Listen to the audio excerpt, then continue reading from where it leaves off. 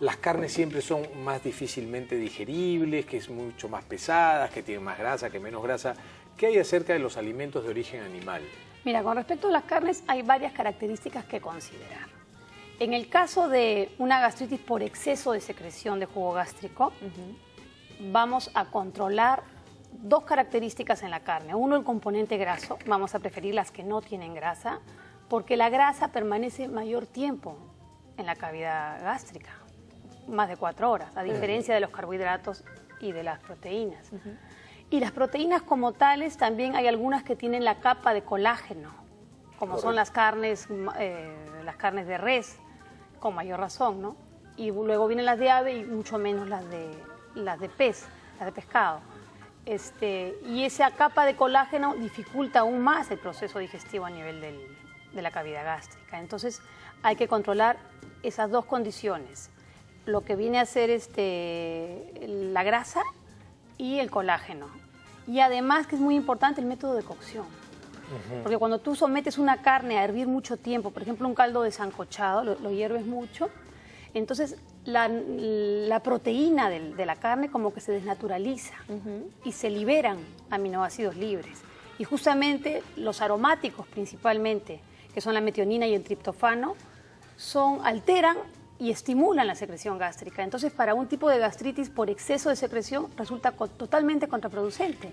Y uno pensaría que es algo tan ligero para comer. Por supuesto. Y si es el caso de una gastritis por falta de secreción, resulta favorable porque es como un secretagogo, ¿no? Te hace secretar, por supuesto. Entonces, el diagnóstico es fundamental para escoger nosotros cuáles son los alimentos que vamos a poner en la dieta, ¿no? ¿Y cuáles son los alimentos que sí están permitidos en ambos casos, que serían buenos para...? Claro, en la dieta en general nosotros, según el grado además de la gastritis, porque una gastritis aguda en un inicio depende de la intensidad, probablemente tendrá que tener una dieta líquida en un inicio, un paciente hospitalizado, por ejemplo, ¿no? Y poco a poco va evolucionando. Lo que sí tratamos los primeros días es que sea hipograsa, ¿no? Por lo que te expliqué que el tiempo de permanencia en la cavidad gástrica es mucho más larga. En ambos casos las grasas no son permitidas. En ambos casos mantenemos al margen las grasas en un inicio. Luego escogemos proteínas bajas en grasa, como pescados blancos, como puede ser lenguado o tilapia. Huevos ponemos las claras, en principio para evitar la grasa.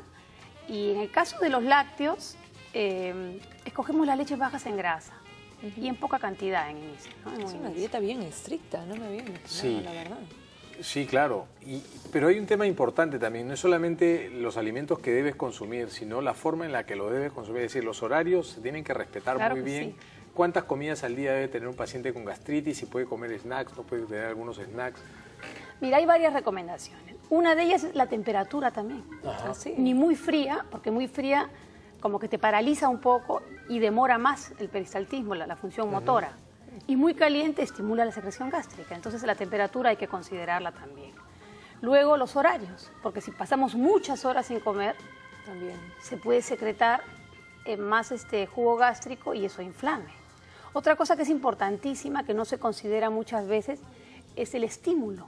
Porque, por ejemplo, uno puede estar en la casa y están cocinando y uno tiene gastritis y el percibir el olor te estimula, empieza el proceso digestivo desde el olfato. Así es. A nivel del sistema encefálico, el estímulo encefálico, por el nervio vago, entonces tú empiezas a preparar tu cuerpo para la digestión por el olfato. Correcto.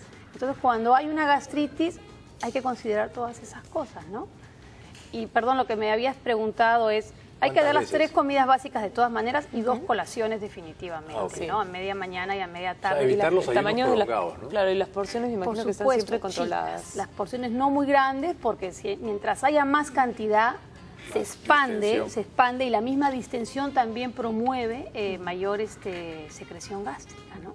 Ahora, ¿las verduras son todas permitidas y debería de uno comerlas cocidas o...? Mira, en un inicio...